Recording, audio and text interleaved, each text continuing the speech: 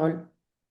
Bonjour à tous, enchanté, effectivement Pierre-Antoine, chez Gadrim, du coup je suis en charge de la partie IA générative. Je dirige une équipe d'à peu près 5 personnes et mon rôle c'est plutôt d'intervenir sur les avant-projets, donc pouvoir définir des propositions techniques et métiers qui permettent de répondre aux enjeux de nos clients. Et aujourd'hui le but de cette présentation c'est de vous présenter nous notre approche sur la modernisation et la reconstruction des ERP de nos clients à l'ère de l'IA générative et notamment de Claude. Peut-être pour commencer rapidement, un tout petit laïus sur qui on est chez Gadream. Je ne sais pas si vous avez tous pu regarder, mais globalement, nous, on est une agence d'à peu près 170 personnes. On a vraiment un ADN technique, hein, puisque sur les 170 personnes, il y a à peu près 120 ressources techniques. Ça fait 8 ans qu'on existe maintenant. On a accompagné à peu près plus de 800 clients depuis la création. Et on va avoir trois grands pôles de compétences, du produit et du design en amont des projets, et ensuite la partie plus développement, donc du développement applicatif et du développement data et IA. Sur notre expérience des ERP, c'est des sujets qu'on traite depuis la création de l'entreprise, du coup, il y a 8 ans. J'ai voulu vous parler de trois projets en particulier. On va peut-être se pencher sur le premier, donc projet Xpari, dont vous voyez les captures d'écran sur votre écran actuellement. C'est un client qu'on accompagne depuis le début, depuis qu'ils avaient une ou deux boutiques, et on intervient comme DSI externalisé pour eux. On a créé tout leur système d'information, et notamment aujourd'hui l'ERP qui sert les 60 boutiques de la marque. Et on a notamment, dans ces 8 ans, pu engager des refontes de cette ERP, et notamment une refonte récente voilà, qui a en partie nourri les réflexions sur la présentation que vous allez voir aujourd'hui. Si on rentre dans le vif du sujet, repenser son ERP en 2026, déjà on peut se poser la question, pourquoi on se pose cette question spécifiquement en 2026? Globalement, je voulais insister sur 4 points côté IA qui amènent cette nouvelle réflexion. La première réflexion, c'est l'augmentation des fenêtres de contexte. Alors, je ne sais pas si ça parle à tout le monde, mais globalement, une IA, elle va avoir une capacité limitée à ingérer de l'information. Et cette capacité, elle a été multipliée par 10 en fait, entre les premiers modèles, donc ChatGPT 3.5 fin 2022, et ce qu'on a aujourd'hui maintenant. On a des fenêtres d'1 million de tokens aujourd'hui, ce qui fait que les modèles sont en capacité de gérer énormément d'informations. Et ça, c'est très positif du point de vue des ERP, puisque souvent dans les ERP, on va avoir énormément de modules. Ce n'est pas simplement un CRM, hein, on va avoir des modules de facturation, des modules de paiement. Enfin, voilà, on a vraiment tout le système d'information qui est géré. Et donc, plus les modèles peuvent gérer du contexte et plus ils sont pertinents dans cette tâche de refonte et de modernisation. Le deuxième gros point, c'est les modèles dits de raisonnement. Donc, vous l'avez peut-être entendu, le terme anglais, c'est des modèles qu'on appelle thinking. Et donc là, la grande valeur ajoutée par rapport à avant, c'est qu'ils ne vont pas juste exécuter une tâche. Avant d'exécuter une tâche, ils vont raisonner sur la demande de l'utilisateur. Ils vont être en capacité de poser des questions de clarification. Et ça permet du coup d'avoir des sorties qui sont beaucoup plus pertinentes que ce qu'on avait avant. Le troisième gros point, c'est l'ère de l'agentique. J'y reviendrai rapidement en conclusion, mais globalement, aujourd'hui, on n'a pas que des agents, on n'a pas que des IA pardon, qui peuvent nous répondre et écrire du texte. On a des agents qui peuvent vraiment agir sur des environnements, donc écrire dans des bases de données, aller modifier des bases de données, aller faire des actions d'autonomie du type répondre à des emails. Et ça débloque beaucoup de cas d'usage pour les ERP de nos clients. Et le quatrième gros point, c'est tout simplement le coût de ces modèles. Globalement, hein, à performance constante, le coût des modèles ne fait que diminuer. On entend beaucoup parler des nouveaux modèles qui sont très chers. Vous avez peut-être entendu parler de Fable et de la consommation de tokens qui est énorme. Alors c'est vrai, mais en fait, si on prend des modèles, par exemple, même d'il y a un an, aujourd'hui, leur coût a largement diminué. Et on a aussi l'émergence de certains modèles open source. Là, récemment, et en fait, c'est tout récent, ça fait 2, 3 jours, il y a un nouveau modèle open source chinois, Kimi 3, qui est sorti et qui aurait des performances assez similaires au nouveau modèle GPT 5.6 ou au modèle d'Anthropic qui est Fab. Globalement aussi, ce qu'on voulait vous montrer en préambule, c'est que maintenant, on est en capacité de développer en quelques prompts des interfaces. Donc là, je vais vous montrer une interface juste après et je trouvais intéressant de vous montrer le prompt en amont. Donc, vous voyez que le prompt n'est pas forcément si long. Et ça, c'est parce que derrière, le modèle va avoir des capacités de raisonnement. Mais il y a quand même quelques points sur lesquels j'aimerais attirer votre attention. Il est crucial dans ces prompts de pouvoir ajouter de la connaissance métier. Donc là, c'est ce que vous voyez, hein, les objectifs de l'entreprise, les contacts. Ça, c'est vraiment des choses sur lesquelles l'humain a encore une valeur ajoutée énorme puisque les modèles ne peuvent pas déduire ça eux-mêmes. Mais au-delà de ça, on a quand même quelque chose de synthétique qui vous permet d'aboutir à une interface complète que je vais vous partager juste maintenant. Hop. Vous devriez normalement voir mon écran. Globalement, là, ce que vous voyez, c'est un CRM pour une application interne qui s'appelle Punto. Donc, Punto, c'est notre système de gestion de la paye en interne. On a tout un ERP qui gère notamment l'édition des notes, enfin, des fiches de paye pour les salariés. On a plusieurs clients qui sont déjà embarqués sur l'application. Et il était important pour nous de rajouter un module à cet ERP qui était un module de CRM. Et là, l'interface que vous voyez, elle a été développée directement à partir du prompt que je vous ai montré juste avant. Et donc, on peut voir quand même que c'est assez complet puisque cette interface est directement connectée à notre outil d'outbound. Donc, c'est pour ça que vous voyez le différentiel entre les emails et les messages LinkedIn envoyés. On va avoir la liste de toutes les entreprises sur lesquelles on peut ficher des, enfin, on peut filtrer, hein, on peut filtrer en fonction des activités, en fonction des statuts. Alors évidemment, c'est une première version du CRM, mais ça permet quand même d'ajouter un nouveau module qui, pour le coup, est en production. Hein. C'est pas une interface de test, c'est pas des fausses données, c'est les vraies données de nos clients et qui permettent aujourd'hui à nos commerciaux de Punto de pouvoir travailler plus efficacement. Ça, je pense que c'est un bon exemple de l'amélioration des modèles et de ce qu'on peut faire et du prototypage en fait très rapide. Je reviendrai dans la méthode ensuite, mais ça, c'est un gros point qui a été débloqué par les nouveaux modèles. Si on revient globalement sur les dilemmes des ERP en 2026, nous, on a identifié à peu près trois grands cas chez nos clients.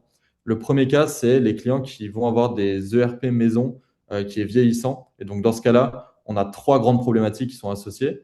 La première problématique, c'est que souvent, le code est assez vieux, donc dans des langages qui sont plus vraiment utilisés aujourd'hui, et il est assez peu documenté. Et donc ça crée en fait une assez forte dépendance autour de quelques personnes qui ont la connaissance historique mais pas forcément les nouveaux arrivants. Et sur les nouveaux arrivants, il y a globalement deux problématiques qui se créent. La première problématique, c'est tout simplement une difficulté à embaucher parce qu'on est sur des technologies un petit peu vieilles. Et ensuite, c'est un coût d'onboarding qui est immense, puisqu'il faut que les sachants, entre guillemets, passent beaucoup de temps à former ces nouvelles ressources sur cette ERP. Et du coup, le troisième point qui dépend qui est déduit des deux premiers, c'est simplement que ça devient un gouffre financier puisque on passe plus de temps en fait à gérer les incidents qu'à faire des améliorations. Et donc en fait, le RP n'évolue pas et on essaye en fait de le maintenir en état de vie. La deuxième grosse problématique, c'est souvent un logiciel du marché qui va être contraignant à plusieurs aspects. La première chose, c'est tout simplement qu'elle est pas forcément, enfin que le logiciel n'est pas forcément adapté de manière très spécifique à vos besoins métiers et à vos spécificités métiers. Or, c'est quand même le but de l'ERP, hein, d'être le socle de vie de l'entreprise. Donc, s'il n'est pas adapté à vos process et à votre métier, bah, forcément, ça limite votre capacité et ça freine votre efficacité. Le deuxième point, c'est souvent que dans ces cas-là, les évolutions sont bloquées. Globalement, vous êtes dépendant de la roadmap du provider de logiciel. Et si vous avez en fait une évolution que vous voulez pousser pour justement adapter le RP un petit peu plus à vos processus métiers, si ce n'est pas une évolution qui est partagée par les autres clients de l'éditeur de logiciel, bah, bien souvent, ça finit dans un backlog et c'est jamais développé. Et tout simplement, le dernier point, c'est le coût, hein, puisqu'il y a un coût de licence annuel. Et même dans le cas où les fonctionnalités peuvent être développées, bien souvent, c'est vous qui devez financer le développement. Donc voilà, ça crée beaucoup de friction. Et le dernier point, là, c'est plutôt le point où il n'y a pas vraiment de RP, il y a plutôt une multitude de systèmes d'information qui évoluent pas forcément entre eux. Donc, on l'a appelé le SI qui est éclaté en silos. Et donc là, le problème, c'est qu'il n'y a pas vraiment de colonne vertébrale. Les données, enfin, il n'y a pas une source de données unique, donc il y a des données dupliquées. Donc c'est une source d'erreur qui est assez importante. Et le dernier point, c'est que c'est impossible du coup de faire du pilotage puisque il est impossible d'avoir une vision consolidée. On ne sait pas quelle est la source de vérité. Il y a aussi un côté pénible pour les utilisateurs qui doivent gérer une multitude d'outils et d'interfaces. Maintenant, si on souhaite engager la refonte de son ERP avec Claude, je voulais commencer par les 4 principes que nous, on suit lors de ces refontes. Le premier principe, et qui est vraiment presque le plus important, c'est de toujours partir des irritants. On va beaucoup parler de Claude, on va beaucoup parler des améliorations des modèles, du fait de pouvoir développer en autonomie. Mais j'insiste sur le fait qu'il est hyper important en amont de recueillir les besoins des utilisateurs, et c'est vraiment ça qui doit driver la refonte. La technique au service du métier et pas l'inverse. Donc là, je mets quelques exemples, hein. Éviter la ressaisie d'informations, des fichiers Excel qui vivent en parallèle, etc. C'est des cas qu'on voit assez souvent. Le deuxième point, c'est de pouvoir chiffrer avant d'engager. Il ne faut pas piloter à l'aveugle, donc c'est important d'estimer l'ampleur des projets. Le troisième point, c'est le séquençage par la valeur. Donc on commence par les lots à plus forte valeur ajoutée et on dérisque au maximum les phases de transition, et je reviendrai là-dessus durant la présentation. Le quatrième point, qui est tout aussi important, c'est de mesurer après la mise en prod. Et mesurer, c'est pas mesurer au temps 1, c'est mesurer vraiment dans le temps euh, pour pouvoir, pour pouvoir déjà comparer les performances par rapport à ce qu'on s'était donné sur la phase de conception, et surtout pour pouvoir faire évoluer l'outil dans le temps de manière pertinente. Nous, aujourd'hui, on a une méthodologie en 3 étapes qui est boostée par Claude. La première étape, c'est de concevoir, et là, vraiment, je réinsiste encore une fois, mais c'est vraiment de la co-conception entre vous et Claude, hein. Ce n'est pas Claude qui va tout faire tout seul. Euh, du côté de Claude, ce qui est efficace, c'est de pouvoir cartographier l'existant et d'auditer l'existant, et j'y reviendrai juste après. Et vous, de votre côté, c'est vraiment, encore une fois, d'insister sur les besoins métiers et sur les irritants. Et là, le but de cette phase, c'est vraiment de construire un plan qui soit adapté à votre situation. Ensuite, il y a la partie développement. Donc là, l'avantage des modèles, c'est de pouvoir prototyper de manière très rapide. Et donc ça, c'est un avantage assez fort, c'est que le métier peut tester beaucoup plus rapidement qu'avant et on peut itérer beaucoup plus rapidement qu'avant. Et ça, le but, c'est de pouvoir développer en dérisquant au maximum le projet, puisqu'on ne va pas passer du temps globalement à développer des choses qui ne sont pas efficaces et qui vont casser plus tard. Et ensuite, le troisième point, c'est de pouvoir tester et maintenir. Je sais que c'est un gros enjeu côté client, et c'est une grosse inquiétude de se dire que Claude va globalement générer du code spaghetti et que les applications ne sont pas maintenables. Nous, ce n'est pas trop notre vision, et on va vous présenter comment on gère ces aspects-là juste après. Et le but de cette dernière phase, c'est de pouvoir livrer une application qui soit propre et maintenable dans le temps.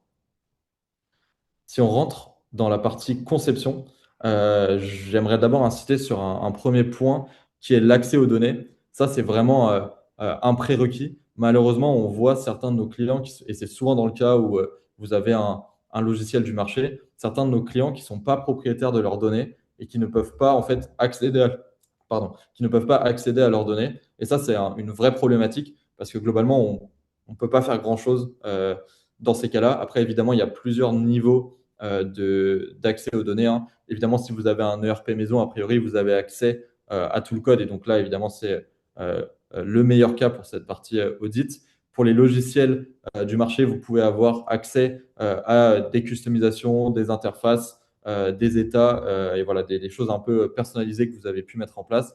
Et sur le dernier point, qui sont les logiciels qui seraient un peu plus fermés, là, a priori, s'il existe certaines API, ça devrait suffire pour pouvoir aller exporter des données et pour pouvoir ensuite les faire analyser par Claude.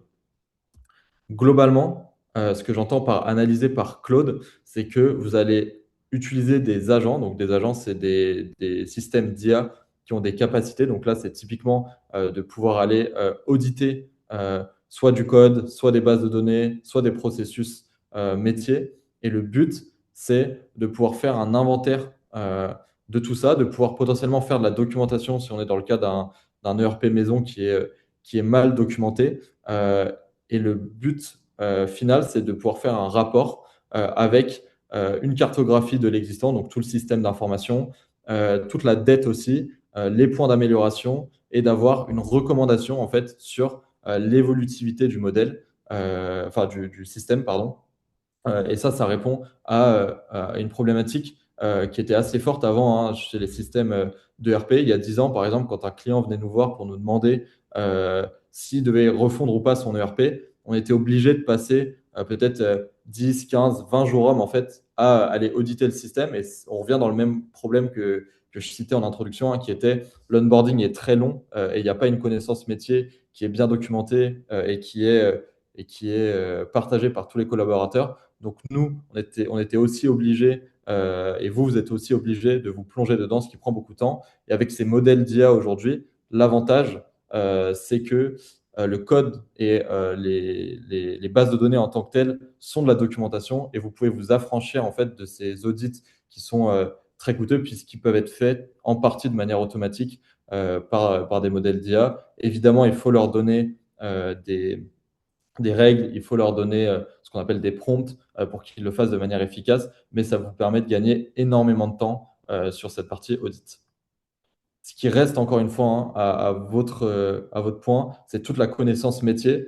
Donc, c'est les entretiens avec les utilisateurs, c'est de l'observation sur l'usage réel, donc ce qu'on appelle notamment du shadowing, donc aller voir comment les utilisateurs interagissent avec les systèmes d'information, comment ils utilisent leur RP, ce qu'ils font pas, ce qui les bloque. C'est la priorisation par les gains.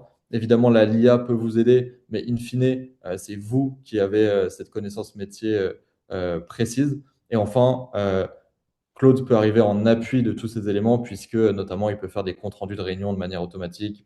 Bon, voilà, on peut faire des choses qui permettent de synthétiser les apprentissages et de structurer les apprentissages. Mais voilà, le cœur de ce qu'on appelle la discovery, donc les entretiens avec les utilisateurs, ça, il faut que ça reste aujourd'hui à la main des humains. Et le but, du coup, de cette première phase de conception, pardon, c'est de définir la marche à suivre. Donc, globalement, il y a 4 gros cas. Il y a le cas où on ne fait rien. Donc là, c'est vous avez une dette technique qui est faible et des spécificités process qui sont voilà, assez standards. Et donc, dans ce cas-là, on peut simplement améliorer l'outil en rajoutant des fonctionnalités et des agents. Vous avez le cas de modernisation. Donc là, c'est globalement la dette technique est relativement maîtrisée, mais vos process sont très spécifiques et aujourd'hui, le RP n'est pas adapté. Et donc là, c'est typiquement le cas que je vous ai présenté avec le CRM Punto juste avant. Donc là, évidemment, nous, c'est assez récent puisque l'activité de Punto a démarré il y a un peu plus d'un an, mais voilà, la base de code de l'ERP était solide. Il nous manquait tout un volet. On le rajoute de manière rapide, là, notamment avec Claude. Ensuite, il y a le cas où la dette technique est trop importante. Et donc, dans ce cas-là, on est obligé de remplacer ou de reconstruire. Et là, ça va vraiment dépendre de vos processus. S'ils sont assez standards, on peut le remplacer par un logiciel du marché, il n'y a pas de problème. S'ils sont très spécifiques, on peut reconstruire. Globalement, pour conclure sur cette partie conception et notamment les apports de l'IA par rapport à cette partie conception, ce que j'aurais envie de dire, c'est qu'aujourd'hui, il n'y a plus vraiment un choix en fait entre du make ou du buy, puisque les coûts du make se sont largement effondrés. Vous avez peut-être entendu parler récemment de la SaaS Apocalypse. Voilà, le fait que les outils SaaS seraient moins pertinents puisque le coût du make a largement chuté avec les modèles d'IA. Alors, c'est en partie vrai, mais nous, ce qu'on préconisera toujours chez Galadream, c'est que c'est le métier, encore une fois, qui doit déterminer. Si vous avez des spécificités et voilà, des process qui vous sont très propres et qui sont très particuliers, dans ce cas-là, il faut aller vers du make. Sinon, le buy peut être aussi pertinent. Sur la partie développement maintenant, j'aimerais commencer juste par un petit préambule sur la méthodologie agile. Pour nous, c'est vraiment la bonne façon de développer. Je ne rentrerai pas dans les détails de cette méthodologie, ce n'est pas l'objet du webinaire aujourd'hui, mais globalement, ce qu'il faut retenir, c'est que cette méthodologie-là, elle permet de diminuer le risque de développement et d'améliorer la satisfaction des utilisateurs finaux en permettant des tests de manière très régulière. Donc, le but, c'est au lieu de développer un gros ERP pendant 6 mois et de ne pas voir les développeurs pendant 6 mois, c'est que toutes les semaines, on va pouvoir tester des nouvelles fonctionnalités faire des retours et donc adapter en temps réel le projet à la réalité métier parce qu'évidemment, entre ce qu'on a imaginé sur le papier et ce qui va être développé, voilà, on va se rendre compte de certains oublis, de certains manques et donc c'est important de pouvoir itérer de manière continue. Et ça, justement, c'est ce que permet Claude et les outils d'IA aujourd'hui, puisqu'on peut faire des prototypes qui sont fonctionnels de manière beaucoup plus rapide. Là où avant, par exemple, pour tester un CRM, il fallait vraiment développer le CRM. Là, aujourd'hui, on peut faire un prototype de CRM en un temps qui soit vraiment réduit pour que les utilisateurs, in fine, puissent tester, puissent faire des retours. Et ensuite, seulement, on passe à la partie industrialisation où là, on va faire un code qui est plus robuste, plus solide et qui sera voilà, soutenable pour l'usage en production de l'ERP. Donc là, c'est vraiment un moyen en fait d'améliorer grandement cette méthodologie agile hein, qui a déjà pour le coup fait ses preuves en développement. Je pense que la plupart des développements aujourd'hui utilisent cette méthodologie-là. Mais nous, c'est vraiment un énorme gain qu'on voit sur le côté prototype. Et encore une fois, hein, l'exemple que je vous ai montré avec Punto juste avant, pour nous, est un point assez clé, puisque ce sont voilà, le CTO de Punto qui a développé cette interface rapidement pour les commerciaux de Punto. Les commerciaux de Punto ont pu tester plus rapidement, faire des retours, et in fine, aujourd'hui, le CRM est plus adapté que ce qu'il aurait été si on n'avait pas eu ces outils. Le point avec les ERP, en revanche, c'est de pouvoir éviter le Big Bang. Donc là, on sait pareil hein, que c'est une grosse inquiétude au niveau des clients. Donc nous, on a plutôt une approche où la bascule va être progressive. Donc on va soit migrer fonctionnalité par fonctionnalité avec du coup voilà, une coexistence de deux systèmes en parallèle, évidemment en fonction des usages. Donc là, vous avez un exemple où on aurait comment des facturations qui sont sur un nouvel ERP, la paie et la compta qui seraient sur un ancien ERP. Le principe de base, c'est un retour en arrière qui est toujours possible si jamais le nouveau système ne donne pas satisfaction. Et évidemment, un socle de données qui soit toujours unifié et synchronisé pour ne pas avoir une double source de vérité. Et donc, ce que je disais, hein, la bascule est soit faite module par module, soit potentiellement aussi, et ça peut être intéressant, site par site, si on est dans le cas, par exemple, de PXP, qui a une soixantaine de points de vente, on peut décider de basculer un point de vente, faire des tests sur un point de vente, puis progressivement aller basculer les autres points de vente. Ça peut aussi être une façon d'éviter le Big Bang. Et maintenant, peut-être pour terminer sur cette partie-là, sur la dernière partie qui est les tests et la maintenabilité. Aujourd'hui, ça, c'est un point qui est vraiment, je pense, assez nouveau. C'est la possibilité de tester du code avec des agents IA. Et donc, ce que je disais, hein, les agents, c'est des modèles d'IA qui ont des capacités et qui vont être en mesure d'aller exécuter des scénarios pour réaliser des tests à partir des spécifications qu'on leur aura données. Et donc là, ça permet de détecter plus facilement ce qu'on appelle des edge cases ou voilà, des cas un peu frontières ou des cas de bugs, donc pouvoir anticiper les cas de bugs avant qu'ils arrivent. Et en plus de ça, ça permet aussi de pouvoir auditer les bases de code. Et ça, j'aimerais vous parler d'un projet qu'on a mené en interne qui est basé en fait hein, là-dessus, qui est un agent de scoring des codebases. Donc sur toutes les codebases de nos clients, on va avoir des agents qui tournent et qui vont pouvoir donner des scores sur les codebases à partir de critères qu'on aura nous-mêmes définis. Donc, par exemple, la documentation, la sécurité, le design des API. Évidemment, là, hein, on a anonymisé les projets, mais pour le coup, cette interface est réelle et utilisée par nos développeurs. Et ça, c'est vraiment un point côté ERP qui est très important pour les clients, enfin, en tout cas, de notre point de vue, puisqu'encore une fois, hein, l'ERP, c'est le socle de votre entreprise. Et donc, anticiper les bugs, c'est assez critique.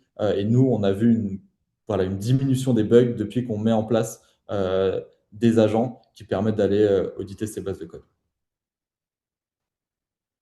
Peut-être pour finir, avant de passer à la partie questions, euh, j'aimerais peut-être revenir sur quatre gros points qu'il faut retenir de cette intervention. Le premier gros point, c'est vraiment que l'équation a basculé entre le build et le buy aujourd'hui. Voilà, c'est vraiment les process maintenant qui tranchent et c'est plus forcément le coût. Il y a quand même un gros prérequis dans ces phases de refonte ou de modernisation, qui est l'accès à la donnée. Ça, c'est obligatoire et si vous ne pouvez pas accéder à vos données, a priori, cette méthodologie sera compliquée. Il y a le point de ne jamais avoir de Big Bang, donc voilà, le passage module par module pour limiter le risque et en fait optimiser la refonte et les résultats de la refonte. Et dernier point, c'est l'optimisation du run par l'IA et donc le fait que dans le temps long, ces ERP pourront être maintenus. On peut aussi créer de la documentation avec les modèles d'IA. Hein, je le mentionnais en point d'introduction, mais du coup, pour tout ce qui est onboarding des nouvelles ressources, c'est aussi efficace. Et tout ce qui est mise à jour de code et notamment mise à jour de langage peut être fait avec ces modèles d'IA. Et donc, ça permettra à votre ERP de vivre dans le temps et de ne pas être figé dans les choix technologiques qui ont été faits, au moment de la refonte.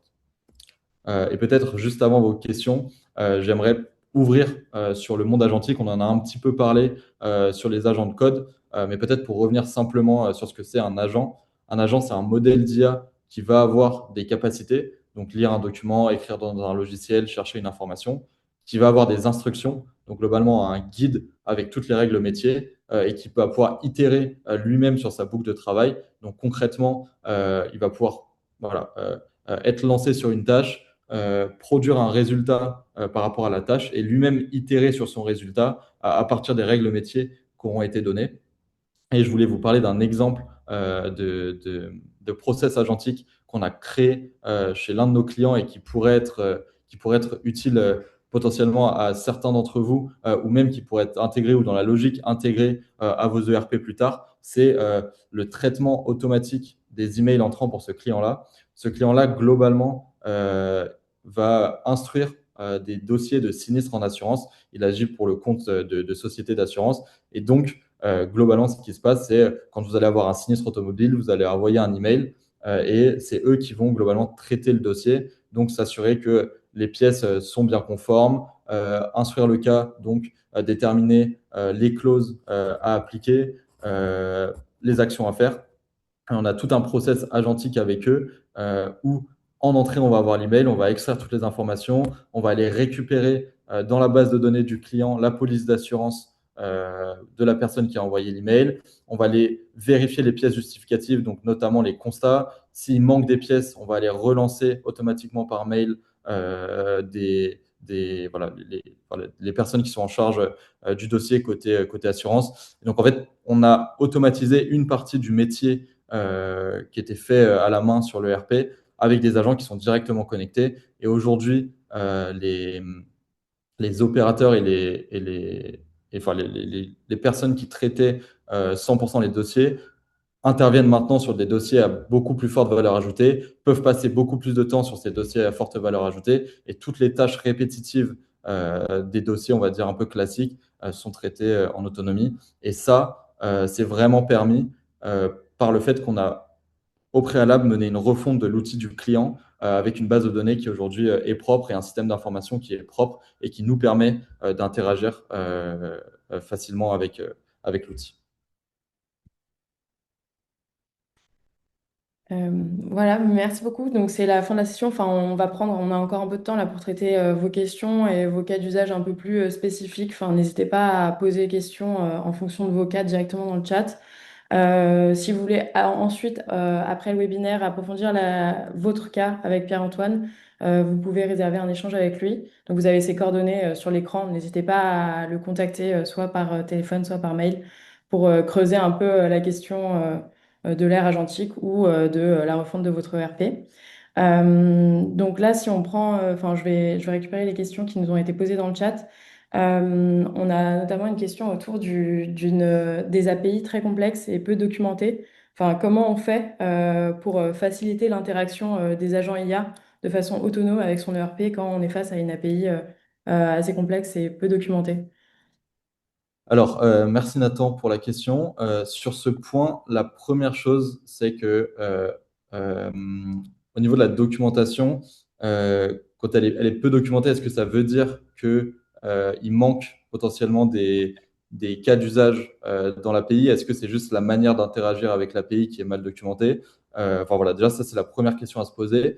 La deuxième, et la réponse partielle à ça, c'est que les agents comme je le disais, sont en capacité d'aller tester des cas et donc d'aller tester des cas d'intégration avec l'API. Donc, on va pouvoir reconstruire de la documentation à partir de la première documentation que vous avez, en testant des scénarios et en envoyant en fait concrètement de l'information. Donc là, ça permet de reconstruire la documentation et donc de bien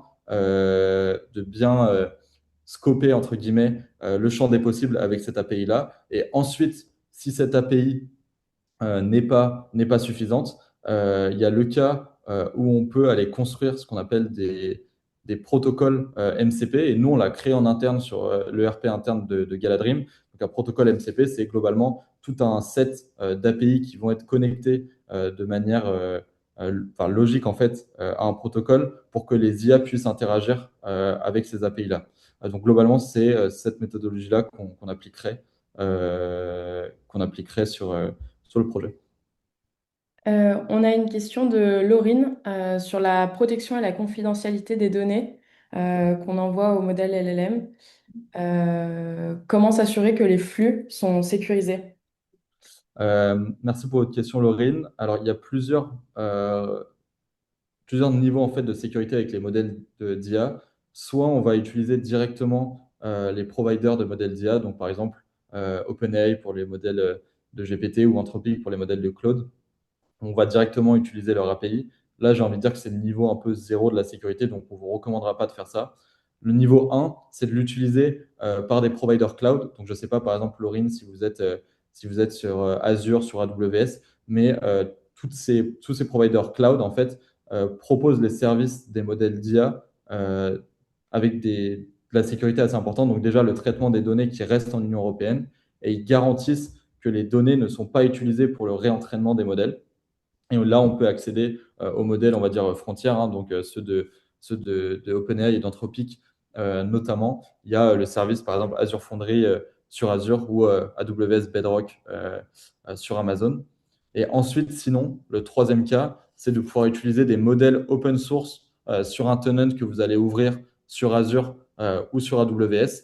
Là, la seule problématique associée à ça, c'est qu'a priori, vous n'avez pas accès aux modèles frontières, puisque c'est des modèles qui sont propriétaires, donc on n'a pas accès au poids de ces modèles, et donc on ne peut pas en fait les installer sur une VM. Et il y a aussi une question de coût. Généralement, c'est beaucoup plus cher de faire tourner son propre modèle que de l'utiliser en mode API. Après, je nuancerai un tout petit peu ma réponse par rapport notamment au nouveau modèle chinois, et notamment Kimi 3 qui vient de sortir et qui, lui, pour le coup, est open source et qui va peut-être un peu disrupter cet aspect-là de sécurité. Mais après, voilà, vous utiliseriez un modèle chinois, donc ça ouvre d'autres problématiques. On a une question de Rémi qui a été posée dans le chat qui peut intéresser plusieurs participants. Est-ce que tous les ERP peuvent être connectés à Claude ou seulement certains ouverts peuvent se connecter? Alors, Rémi, tout dépend un peu de ce que vous entendez par connecter. Si par connecter, vous entendez aller agir directement sur le RP avec des agents IA notamment, là, dans ce cas-là, il faudra qu'on ait accès, nous, à des API. Donc, si votre ERP n'a pas d'API, ce sera pas possible. Ou si vous avez un provider qui n'ouvre pas d'API, ce sera compliqué. Après, ce que je disais sur ces cas-là, c'est que généralement, on peut récupérer toute la donnée qui normalement vous est propriétaire et aller potentiellement reconstruire quelque chose à côté avec votre base de données, votre base de processus, donc pour pouvoir faire une transition qui soit assez fluide. Merci beaucoup, Pierre-Antoine. Il n'y a pas d'autres questions dans le chat. Non, pas d'autres questions. Donc, enfin, si c'est enfin, tout bon pour toi aussi, Pierre-Antoine, si tu veux ajouter quelque chose, on va pouvoir finir cette session. Bah, merci en tout cas à tous pour votre participation. J'espère que voilà, ça vous a donné envie et que ça nourrit vos réflexions sur la refonte et la modernisation de ERP. Et si vous avez plus de questions, n'hésitez surtout pas à m'envoyer un email. Je crois que ça s'affiche à l'écran, donc n'hésitez pas à